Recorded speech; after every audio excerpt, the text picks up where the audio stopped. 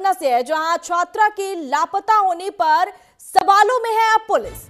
रामकृष्ण नगर से अचानक छात्रा लापता हो गई है। बड़ी और अहम जानकारी, परिजनों ने पुलिस पर इस पूरे मामले को लेकर गंभीर आरोप भी लगाए हैं। परिजनों का कहना है कि जब वो पुलिस के पास गए तो पुलिस का ये कहना है कि आपकी बेटी ऐश और मौज करके वापस आ जाएगी। पुलिस के इस शर्मनाक बयान के बाद अब पुलिसी कार्रवाई पर भी जो है वो सवाल उठ रहे हैं। पुलिस के शर्मनाक बयान के बाद राजनीति भी गर्मा गई है। विधानसभा में आरजेडी नेता सुनील सिंह ने इस मुद्दा को उठाया है।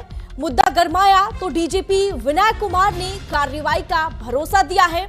बता दें आपको, सिलसिलेवार तरीके से इस विस्तार से आपको बताते हैं कि ये पूरा मामला क्या है। दरअसल राजधानी पटना के रामकृष्ण नगर इलाके से एक नाबालिग लड़की के अचानक लापता होने के बाद हालात ऐसे बने कि राजनीतिक माहौल गर्मा गया। प्रशासन की कार्यशैली पर सवाल उठने लगे। परिजन जब न्याय की उम्मीद में थाने पहुंचे तो उन्हें तत्काल कार्रवाई की उम्मीद दिखी थी, लेकिन आरोप है कि वहां मौजूद अधिकारी ने बेहद असंवेदनशील टिप्पणी कर दी। इसके बाद परिवार समेत आम लोगों ने गहरी नाराजगी देखने को मिली। एफआईआर दर्ज होने के बावजूद पुलिस का रवैया शर्मनाक है। आरोप है कि रामकृष्ण नगर के थाना प्रभारी ने परिजनों से कहा कि आपकी बेटी ऐश और मौज करके थोड़ी देर में वापस आ जाएगी। ये कैसा बयान है, जरा आप सोचिए कि बिहार में जिस तरह से लगातार बेटियों की सुरक्षा की बात की जाती है, लेकिन इस तरह के अगर मामले आते हैं तो ये पुलिस और कानूनी कार्रवाई पूरे प्रशासन पर यह सवालिया निशान है कि किस तरह से ये कानून व्यवस्था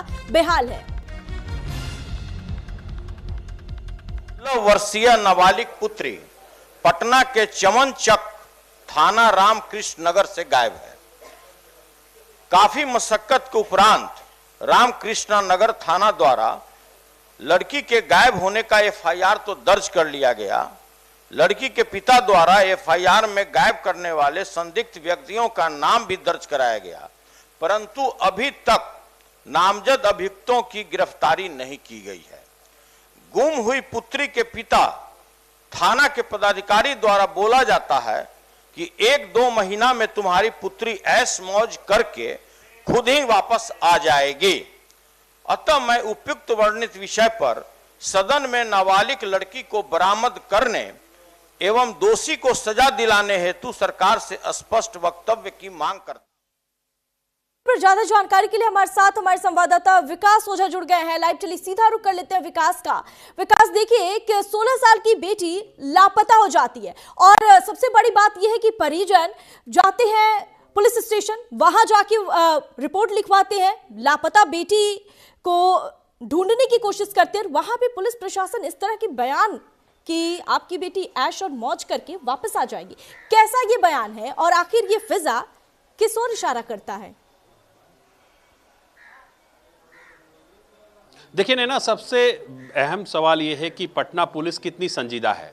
पिछले नीट छात्रा मामले में भी ये खुलकर सामने आया कि पटना पुलिस गैर जिम्मेदाराना रवैया अपना रही है। अब ये जो मामला बिहार विधान परिषद में जो उठा, यानी लेजिस्लेटिव काउंसिल में जो उठा, उसमें सीधे तौर पर वहां के मेंबर यानी एमएलसी सुनील सिंह ने कहा कि जब एक बच्ची गायब हो गई, छात्रा गायब हो गई, उसके परिजन यहाँ हम बिल्कुल रामकृष्ण नगर थाना में हैं और बिल्कुल इसी थाने में जब उनके पिता पहुंचे तो यहाँ के थाना प्रभारी ने ये कहा कि आप परेशान मत होइए, 1-2 महीने में बेटी आपकी ऐश मौज करके वापस आ जाएगी। ये पटना पुलिस का कैसा गैर जिम्मेदाराना जवाब है, रवैया है, इससे समझ सकते हैं। लगातार पटना पुलिस गैर जिम्मेदाराना रवैये के कारण जानी जाती है। नीट छात्रा मामले में भी जिस तरीके से लीपापोती की पटना पुलिस ने, वो जग जाहिर है। और अब नया ताजा मामला जो है रामकृष्ण नगर थाना से आया है और इस थाने के ही थाना प्रभारी ने उस बच्ची के पिता को कहा कि 1-2 महीने बाद जो है वो बच्ची वापस आ जाएगी, आप परेशान। आप समझिए कि एक थाना प्रभारी जिसको आम लोगों की सुरक्षा की जिम्मेदारी दी जाती है, वो शख्स अगर इस तरीके से बयान दे तो लोग, आम आदमी जाए कहाँ? अगर कोई क्राइम का शिकार हो जाए तो आम आदमी जाए कहाँ? यहाँ पर हमारे साथ है कि आपके थाना प्रभारी ने कहा कि बच्ची 1-2 महीने में आ जाएगी वापस ऐश मौज करके। नहीं, ऐसा तो मुझे नहीं बात दूंगा, ऐसा नहीं। कुछ बताएं, कहाँ है थाना प्रभारी आप? अभी क्षेत्र में इतना गैर जिम्मेदाराना रवैया आप लोग कैसे जवाब देते हैं इस तरह का? अरे जो भी सर बोलेंगे अभी वो क्षेत्र में निकले हुए हैं, जो बोलेंगे वहीं बोलेंगे। नहीं वो ठीक है, लेकिन कोई अगर बच्ची गायब हो हाँ। और वो थाने में आकर रिपोर्ट लिखवाए और आपके थाना प्रभारी कहें कि जाइए 2 महीने में ऐश मौज करके वापस आ जाएगी, कोई जिम्मेदारी है पुलिस की? ऐसा तो मुझे नहीं पता है कि ऐसा बोले हैं। आप यहाँ क्या हैं? ऐसा ही है। थाना प्रभारी कहाँ है? अभी क्षेत्र में निकले हुए हैं। किस काम से निकले हुए? अब वो थोड़े बता कर जाते हैं किस काम से। मतलब थाने में ये पता ही नहीं है कब आएंगे थाना प्रभारी? अरे सर, इसका कोई थोड़े जानता है। वो एक घटना हुआ है, उसी के संबंध में वो बाहर निकले हुए हैं क्षेत्र में। तो बिल्कुल देखिए नैना, ये हम बिल्कुल रामकृष्ण नगर थाना में हैं और ये थाने की तस्वीर है। आप समझिए कि जब एक पुलिसकर्मी, एक बच्ची गायब होती है और एक पुलिसकर्मी ये बयान दे कि जाइए 1-2 महीने में आपकी बच्ची घर लौट जाएगी ऐश मौज करके, उस पुलिस से क्या उम्मीद कर सकते हैं? क्या उम्मीद कर सकते हैं? देखिए विकास, जिस तरह से एक परिवार जब इंसाफ की दरख्वास्त लेकर थाने की चौखट पर पहुंचता है तो उसको बड़ी उम्मीद होती है, चाहे कोई भी मामला हो, और खासकर जब लड़कियों या फिर इस तरह के मामले सामने आते हैं तो इसमें एक परिवार को, परिजनों को ये उम्मीद होती है कि हम थाने में जा रहे हैं और वहां हमें इंसाफ मिलेगा, लेकिन वहां इस तरह की शर्मनाक बयान दिया जाता है। तो ये पुलिस और प्रशासन पर भी बहुत बड़ा सवाल है। जी बिल्कुल, देखिए मैं बार बार कह रहा हूं कि पटना पुलिस बिल्कुल संजीदा नहीं है बयानों को लेकर। जिस तरह से नीट छात्रा मामले में हुआ, पहले आत्महत्या बताया गया, फिर पोस्टमार्टम रिपोर्ट, एफएसएल रिपोर्ट आए तो उसमें दुष्कर्म की तरफ इशारा किया गया। उसमें भी पटना पुलिस ने गैर जिम्मेदाराना रवैया अपनाया, जिसमें कि 2 थाना प्रभारी सस्पेंड किए गए।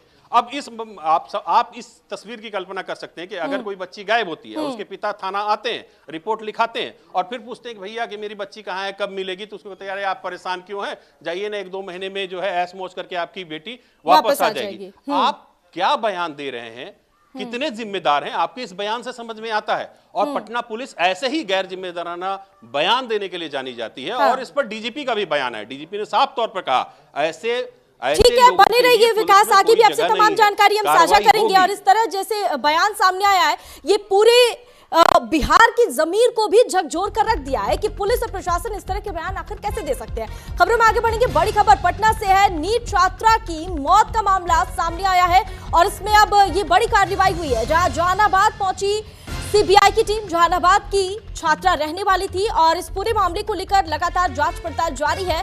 और अब पुलिस की टीम जहानाबाद पहुंची है और इस पूरे मामले को लेकर ये बड़ी कार्रवाई है, जहां सीसीटीवी के आधार पर है पूरे मामले की कार्रवाई हो रही है। और इसके साथ ही जहानाबाद पहुंची है सीबीआई की टीम। पूरे मामले को लेकर लगातार पड़ताल जारी है। इस खबर पर ज्यादा जानकारी के लिए हमारे साथ जुड़े हुए हैं विकास। चलिए सीधा रुख कर लेते हैं विकास का। विकास, देखिए नीट छात्रा का रेप और उसके बाद हत्या, ये मामला जो है लगातार तुल पकड़ता जा रहा है और जिस तरह से लिपापोती की कोशिश की गई थी वो भी हमने देखा और अभी भी जो है कार्रवाई हो रही है इस पूरे मामले में। अब तक जो है सीबीआई की टीम जहानाबाद में पहुंची है, क्या कुछ लेटेस्ट इस पूरे मामले को लेकर, इस केस को लेकर क्या कुछ अपडेट है? देखिए ना, सीबीआई ने कल इस मामले में पूरे केस को टेक ओवर किया है और टेक ओवर करते ही सीबीआई पहले शंभू गर्ल्स हॉस्टल गई, जो मौकाए वारदात है जहां पर यह पूरी घटना हुई। वहां जब सीबीआई पहुंची तो कई अहम सुराग और बोरों में दस्तावेज कलेक्ट कर अपने साथ ले गई। और आज सीबीआई जहानाबाद पहुंची है और जो भी पुलिस की फाइल में, जो पटना पुलिस ने जो फाइल बनाई है, जिस थ्योरी पर पटना पुलिस काम कर रही थी, आत्महत्या की थ्योरी पर, उसी थ्योरी पर पटना पुलिस ने जो फाइल बनाई है, उस फाइल के मुताबिक जो सीबीआई है कुछ सुराग तलाशने आज जहानाबाद पहुंची है। उस परिजन, जो पीड़ित परिजन है, उससे भी बात करेगी सीबीआई। साथ ही साथ जो एविडेंस है, टेक्निकल एविडेंस, फॉरेंसिक एविडेंस और दस्तावेजी एविडेंस जो है, उसको कलेक्ट करने में सीबीआई लगी है। लेकिन सीबीआई के लिए सबसे बड़ी चुनौती की बात यह है कि जिस केस को पटना पुलिस ने पूरी तरह से लीपापोती कर दी है, पूरे आत्महत्या की थ्योरी पर काम किए, पूरी आत्महत्या की थ्योरी पर यह फाइल तैयार की गई है, रिपोर्ट तैयार की गई है, तो ऐसे में सीबीआई के पास सबसे बड़ी चुनौती यह है कि जिस केस की लीपापोती कर दी गई है, पहले घंटे में जिस साक्ष्य को जुटाना चाहिए था, उस साक्ष्य को पटना पुलिस ने नहीं जुटाया है। और उन तमाम साक्ष्यों को जुटाना एक बड़ी चुनौती सीबीआई के लिए है और सीबीआई मिट चुके साक्ष्य के अंदर से साक्ष्य ढूंढने की कोशिश कर रही है। नैना कर रही है, ठीक है। अब देखना होगा कि इसमें आगे क्या कुछ कार्रवाई होती है। ठीक है विकास, तमाम जानकारी हमारे साथ साझा करने के लिए बहुत बहुत शुक्रिया आपका। और फिलहाल खबरों में फिलहाल के लिए बस इतना ही। यहाँ पे रुकेंगे छोटे से ब्रेक के लिए। ब्रेक के बाद